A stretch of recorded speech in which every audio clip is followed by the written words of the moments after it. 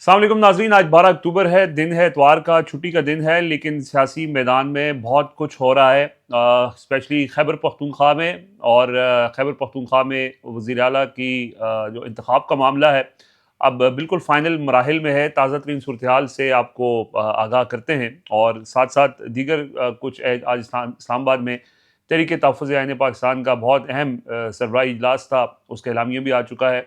Border के ऊपर कल ज़ाहिर आपको पता है अफ़गानिस्तान और पाकिस्तान के दरमियान बाकायदा एक जंग का सिलसिला शुरू हुआ, वो रुक चुका है। उसमें क्या नुकसान हुआ दोनों अतराफ, और जो मार्च इस वक्त PLP का वो नहीं ख़त्म हो रहा, मुज़ाकरात होने के बावजूद भी।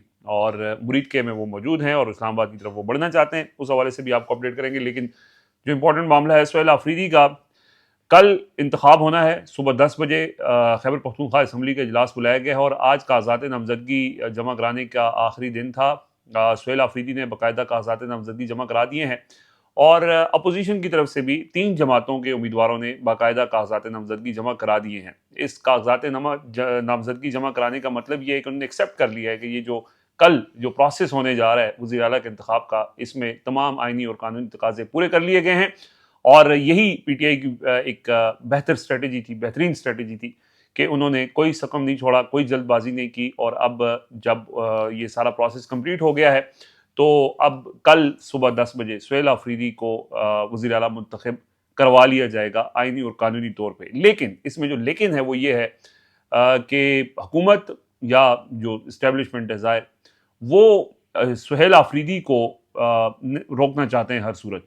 और उसके लिए कानूनी उनके पास ऑप्शंस जो है वो सारे कोई ऑप्शन अवेलेबल नहीं है। PTI ने अपने बंदे काबू किए हुए हैं, 92 लोग हैं। उनमें जिनके ऊपर शक था वो अपने फ़ोन नंबर्स बंद करके खामोश हो गए। उन्होंने किसी से कोई रब्ता नहीं कर रहे, और सुहेल आफरीदी को वोट देने वो आ जाएंगे। और कोशिशें अभी भी हो रही हैं ज़ाहिर है ग्रुप्स को इकट्ठा करने के लिए, और अपोजिशन का एक मुतफ़िका उम्मीदवार ला के और PTI के बंदे तोड़ के इस इलेक्शन में उसको मैनेज करने की। लेकिन वो किसी सूरत भी कामयाब नहीं हो सकता है। तो दूसरी सूरत ये है, जो गवर्नर राज का ऑप्शन है, उस हवाले से कोई जवाज़ फ़िलहाल तो नहीं है, लेकिन मामला अदालत के ज़रिए, इससे पहले भी आपको पता है अदालतें इस्तेमाल होती नहीं हैं, अदालत के ज़रिए ये एक ऑप्शन मौजूद है कि कल जो वज़ीर आला का इंतखाब होने जा रहा है उसको रुकवा दिया जाए और टाइम गेन किया जाए, और इस बुनियाद के ऊपर रुकवाया जाए कि स्पीकर गवर्नर ने इस्तीफ़ा मंजूर नहीं किया है। और हालांकि गवर्नर के इस्तीफ़े की मंजूरी का आइन में वाज़े नहीं है। जब इस्तीफ़ा पुट हो जाए तो वो मंजूर ही इफ़ेक्टिव मंजूर समझा जाता है। तो इस वजह से लेकिन अदालतों के ज़रिए कोशिश की जाएगी कि इस मामले में मज़ीद टाइम लिया जाए, ताख़ीर करवाई जाए। कुछ पस पर्दा कोशिशें भी हुई हैं कि इस मामले में मज़ीद जो टेम्परेचर है वो ना बढ़े। दोनों तरफ से जो एक्सट्रीम पोजीशंस ली गई हैं उसमें तसादम की सूरत हाल ना बने। और जो तसादम की सूरत हाल है उससे निपटने के लिए PTI अपनी तैयारी कर चुकी है, लेकिन दूसरी तरफ जो तैयारियां हैं उस हवाले से अभी भी चीज़ें अनसर्टन हैं। तो बैकडोर जो बातचीत हुई है उसमें यही कहा गया है कि सुहेल आफरीदी को वज़ीर आला बनने दें। सुहेल आफरीदी, बल्कि आज तो अली मोहम्मद खान ने ट्वीट भी कर दिया, और कुछ लोगों ने कल इस्टेब्लिशमेंट के साथ जो पसे पर्दा राब्ते हुए थे उसके अंदर उन्होंने कहा था कि कोई वो इस्लामाबाद पे हमला नहीं कर देंगे, कोई गौरी मिसाइल नहीं मार देंगे। तो एक पढ़े लिखे आदमी हैं, एक ग्रास रूट लेवल से आए हैं, इमरान खान के नज़रिए को फॉलो करते हैं। और सुहेल आफरीदी ना हो तो बाकी जो 92 MPs हैं PTI के, वो सब इमरान खान के साथ डट के खड़े हैं, इमरान खान के नज़रिए के साथ, इमरान खान की पॉलिसी के साथ डट के खड़े हैं। तो ये कहना कि सुहेल आफरीदी की जगह किसी और को लाया जाए, ये ज़िद जो है वो नहीं करनी चाहिए। और सुहेल आफरीदी एक बेहतरीन वज़ीर आला के तौर पे वो काम करेंगे, इस तरह की यकीन दहानियाँ करवाई जा रही हैं। लेकिन उसके बावजूद भी अभी तक उनके खिलाफ जो कैंपेन चल रही है, जो उनका जो हुकूमती टाउट साफ़ी हैं उनके ज़रिए, जो हुकूमती वज़रा हैं उनके ज़रिए, और वो कह रहे हैं कि हर सूरत जो है वो सुहेल आफरीदी का रास्ता रोका जाएगा। रास्ता रोकने के ऑप्शंस महदूद हो चुके हैं। PTI अवामी सतह पर अपनी तैयारी कर चुकी है। कल खैबर पख्तूनख्वा भर में रैलियाँ निकाली जाएंगी, कॉल दे दी गई है। और इसके अलावा जो वज़ीर आला के इंतखाब के मौके पर भी PTI के जो तंजीमी ओहदेदार हैं, तंजीमी लोग हैं जो पार्टी के पोजीशंस के ऊपर हैं, वो grass root level union council से लेके ज़िले सतह तक, वो तमाम लोग वहाँ पे मौजूद होंगे। और ज़रूरत पड़ने पर फिर बड़े एहतजाज की कॉल दी जा सकती है। अगर कोई मिस एडवेंचर हुकूमत की तरफ से किया गया और इसको रोकने की कोशिश की गई, तो सारी तैयारियां अपनी तरफ से तहरीक इंसाफ ने पूरी कर रखी हैं। और इस दफ़ा उनकी ये एक क्रेडिट है कि एक प्रोएक्टिव अप्रोच उन्होंने अपनाई और उसमें हमने उनको देखा कि तीनों महाज के ऊपर, कानूनी महाज के ऊपर भी बहुत तवील मुशावरत हुई, कोई जल्दबाजी नहीं की गई, तमाम कानूनी आइनी तकाजे पूरे किए गए। सियासी महाज पर तमाम सियासी जमातों से राब्ते किए गए, अपने लोगों को प्रोटेक्ट किया गया, 92 लोग जो हैं उनको नहीं टूटने दिया गया, अपोजिशन जमातों से राब्ते किए गए, तमाम लोगों से मिले। कल जुनैद अकबर और असद कैसर जो है वो वहाँ पे मौलाना फजल रहमान के लोगों से मिले। आज जुनैद अकबर जो है वो बादशाह खान मरकज़ में एनपी के जो नुमाइंदे थे मियां इफ्तिखार उनसे उनकी मुलाकात हुई और नून लीग के जो अमीर मुकाम हैं वहाँ पर भी उन्होंने जाकर उनसे भी मुलाकात की और उन्होंने कहा कि इसमें हमारे पास नंबर्स पूरे हैं, आप कुछ शैतानी करने की कोशिश ना करें, इससे मुश्किलात होंगी, तो बेहतर है कि मुत्तफ़िका तौर पर सुहेल आफरीदी को वज़ीर आला मुंतखब करवा लिया जाए। लेकिन अभी तक उनकी तरफ से ज़ाहिर है बल्कि मौलाना फजल रहमान के जो कैंडिडेट हैं, मौलाना लुत्फ़ुर रहमान जो उनके भाई हैं, उन्होंने वज़ारत आला के लिए कागज़ात जमा करवाए हैं, लेकिन साथ साथ वो ये कह रहे हैं कि ये इंतखाबात जब तक स्पीकर गवर्नर ने इस्तीफ़ा मंजूर नहीं किया तो तब तक ये जो इलेक्शन हो रहे हैं ये कानूनी नहीं है। तो इससे ये लगता है कि कोई ऐसी शैतानी की जा सकती है, अदालती मामलात में इसको उलझाया जा सकता है, लेकिन ये सब मामला जो है इसमें लड़ाई लंबी तो की जा सकती है, लड़ाई जीती नहीं जा सकती कि पीटीआई की स्ट्रेटजी और सबसे बड़ी स्ट्रेटजी के अवामी रद्द-ए-अमल, अवामी प्रेशर के सुहेल आफरीदी के लिए ख़ास तौर पे कबायली इलाकों से आईएसएफ के जो स्टूडेंट्स थे, यूथ विंग के लोग थे, तमाम लोगों ने बाकायदा उनके हक में प्रेस कॉन्फ्रेंसेस करके उनको मुकम्मल हिमायत का यकीन दिलाया और सबसे बड़ी बात यह है कि जो मुंतखब नुमाइंदे हैं, जो 92 एमपीएस हैं, वो भरपूर तरीके से सुहेल आफरीदी के साथ डट के खड़े। तो अब एक ही रास्ता है और वो रास्ता है कि पेशावर हाई कोर्ट में कोई मुहब्बे वतन शहरी चला जाए या अपोजिशन चली जाए और वो इसको रोकने की कोशिश करें, उससे मज़ीद टाइम तो लिया जा सकता है, लेकिन कोई ऐसा कानूनी जवाज़ नहीं है कि जिसकी वजह से ये इंतखाब कल ना हुआ तो परसों हो जाएगा, परसों ना हुआ तो 2 दिन बाद हो जाएगा, लेकिन और कोई रास्ता नहीं है, सिर्फ इसको लड़ाई को लंबा किया जा सकता है, जीती नहीं जा सकती। अच्छा, आज तहरीक तहफ़्फ़ुज़ आईन पाकिस्तान का अहम इजलास था इस्लामाबाद के अंदर, महमूद खान अचकज़ई की ज़ेर सदारत, और उसके अंदर उन्होंने ख़ास तौर पे जो अफ़गानिस्तान और पाकिस्तान के दरमियान कशीदगी है और अफ़गानिस्तान की तरफ से कल रात पाकिस्तान के मुख्तलिफ जो बॉर्डर एरियाज़ हैं वहाँ पे बाकायदा झड़पें हुई, बाकायदा जंग का माहौल बना, फिर पाकिस्तान एयरफोर्स भी मैदान में आई और इसमें फिर हुआ ये कि सऊदी अरब और कतर ने मुदाखलत की और दोनों अतराफ को उन्होंने कहा कि मज़ीद अब एस्केलेशन नहीं होनी चाहिए और ये आप लड़ाई जो है वो रोक दें। और फिर ये ज़ाहिर है अफ़गान वज़ारत दिफ़ा ने कहा कि हम ये सीज़ फायर करते हैं। पाकिस्तान ने कहा कि ये जारी रहेगा, लेकिन उसके बाद मज़ीद कोई कार्रवाइयाँ हुई नहीं हैं।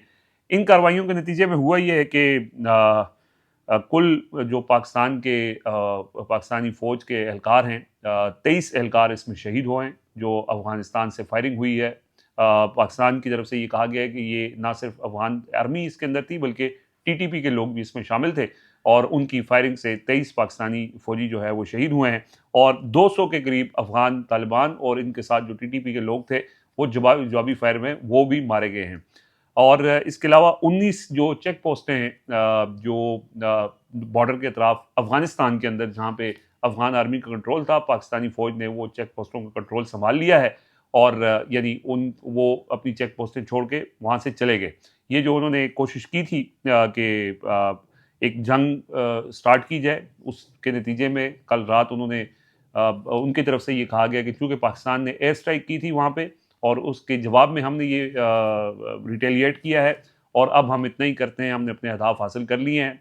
लेकिन पाकिस्तान ने जो है वो ज़ाहिर है उस पे उनको फिर धूल चटाई है और उनकी चौकियों पे भी कब्ज़ा किया है और बहुत से उनका ज़ाहिर है जानी नुकसान भी हुआ है। तो वैसे अफ़सोसनाक मामला कि दोनों तरफ मुसलमान ही मरे। कुछ ये भी दावा है कि टीटीपी के लोग जो दहशतगर्द हैं, वो भी इसमें मारे गए हैं।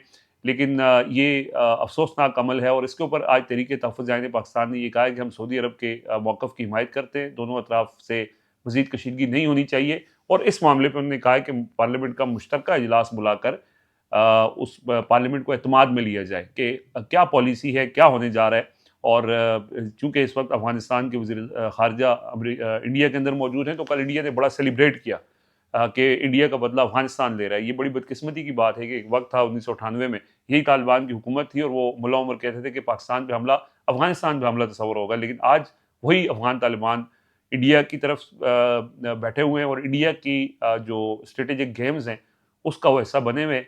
ये उनके लिए है तो खौफनाक। मतलब अब पाकिस्तान के साथ जो रवायती जंग है, कन्वेंशनल वॉर है, वो कोई कंट्री उसको अफोर्ड तो नहीं कर सकता, कोई मुल्क अफोर्ड नहीं कर सकता। हमारी जो एयरफोर्स है उनका मुकाबला नहीं किया जा सकता। तो अफगानिस्तान को भी ये समझना चाहिए, उनके अपने खदशात या उनकी जो चीज़ें हैं वो अगर समझते हैं कि बातचीत से हल होनी चाहिए, तो फिर उनको इस तरह की चीज़ें नहीं करनी चाहिए, क्योंकि फिर ये उनके लिए अफोर्डेबल नहीं होगा। तो बहरहाल ये उनको कल पता चल गया होगा। तो एक तो तहरीक तहफ़्फ़ुज़ ऐन पाकिस्तान ने ये कहा है कि इस पे पार्लियामेंट का मुश्तरका इजलास बुलाया जाए। दूसरों ने कहा है कि खैबर पख्तूनख्वा में जो वज़ारत आला की तब्दीली का मामला है, इसमें हुकूमत रुकावट न डाले और जो इसके अंदर आइनी और कानूनी तकाज़े हैं उनको पूरा होने दिया जाए और कोई इस तरह की शैतानी वहाँ पे ना की जाए। ये भी उनके एलामिये में बात शामिल थी और उन्होंने कहा कि लोगों का जो मैंडेट है उसका एहतराम करना चाहिए। तो बड़ा अहम इजलास था, ज़ाहिर है उन्होंने एलामिया जारी किया है, इसमें तमाम सियासी अपोजिशन जमातें मौजूद हैं। बात करते हैं थोड़ा सा तहरीक लब्बैक के हवाले से। तहरीक लब्बैक का एहतजाज इस वक्त मुरीके में वहीं पे मौजूद हैं लोग। कल मौलाना फजल रहमान की तरफ से पहले मुफ्ती मुनीब ने रब्ता किया जो साद रिजवी हैं उनसे, और उनको कहा कि आप ये ख़त्म कर दें एहतजाज, और हुकूमत से कहा कि आप मज़ीद कार्रवाइयाँ ना करें और उनके ऊपर जो आपने ताकत का इस्तेमाल किया है, लोगों को गिरफ्तार किया, उनकी फैमिलीज़ को गिरफ्तार किया, वो रिहा करें।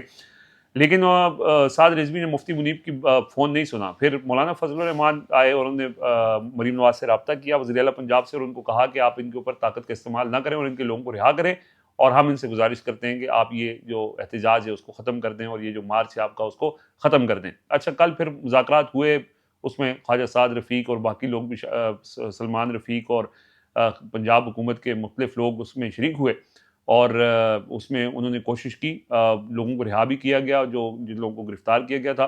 लेकिन उसके बाद दोबारा राब्ता नहीं हुआ और अब वो मुरीदके में ही मौजूद हैं, और थोड़ी देर पहले उनका जो बयान आया था उसमें उनका यही था कि हुकूमत की तरफ से कोई राब्ता नहीं किया गया और अब हम आगे प्रोसीड करेंगे, मार्च आगे बढ़ेगा और इस्लामाबाद हम हर सूरत जाएंगे। अभी तक वो इस मौक़िफ़ के ऊपर डटे हुए हैं। लेकिन कल की जो डेवलपमेंट हुई उसके बाद जो रास्ते बंद थे, मोटरवेज़ बंद थी, वो खोल दी गए हैं। इस्लामाबाद में भी जो रास्ते बंद थे, पिंडी इस्लामाबाद बंद था, वो खोल दिया गया है। इंटरनेट सर्विस बहाल हो गई है, जुज़वी तौर पे बहाल हुई है। अभी उन्होंने कंटेनर्स रखे हुए हैं, थोड़ा-सा रास्ता उन्होंने खोला है, क्योंकि अभी भी ये ख़तरा है कि तहरीक लब्बैक के लोग आ सकते हैं, और वो उनका ज़ाहिर है उन्होंने ऐलान भी किया है, अभी मुज़ाकरात मुकम्मल तौर पर कामयाब नहीं हुए हैं। तो ये सूरत हाल है जिसकी वजह से अभी तक जो है वो एहजानी सी कैफ़ियत है। ख़ास तौर पे जीटी रोड के ऊपर मुख्तलिफ़ रास्तों को खंदकें खोद के बंद किया हुआ है, लेकिन बड़ी तादाद में लोगों को उन्होंने अभी भी कॉल दी है कि वो पहुँचें और इस मार्च में शामिल हों। तो बहरहाल ये अभी तक की अपडेट है और वो पीछे हटने को तैयार नहीं है।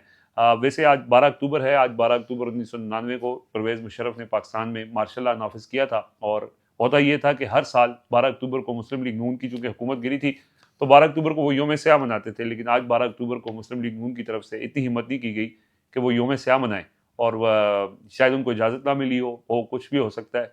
लेकिन वो जो जमहूरियत का लंबरदार मार्शल लॉ के खिलाफ थे, आज वो उसका हिस्सा बन के और उस अपने जो दिन है जिसको वो मनाया करते थे उसको भी भूल गए। ये बड़ी बदकिस्मती है, डाउनफॉल है, और एक बड़ी जमात थी। और वैसे तो उनका जो पैदाइश हुई थी सियासी जमात की, वो तो इस्टेब्लिशमेंट के ही एक वो पैदा करता थे।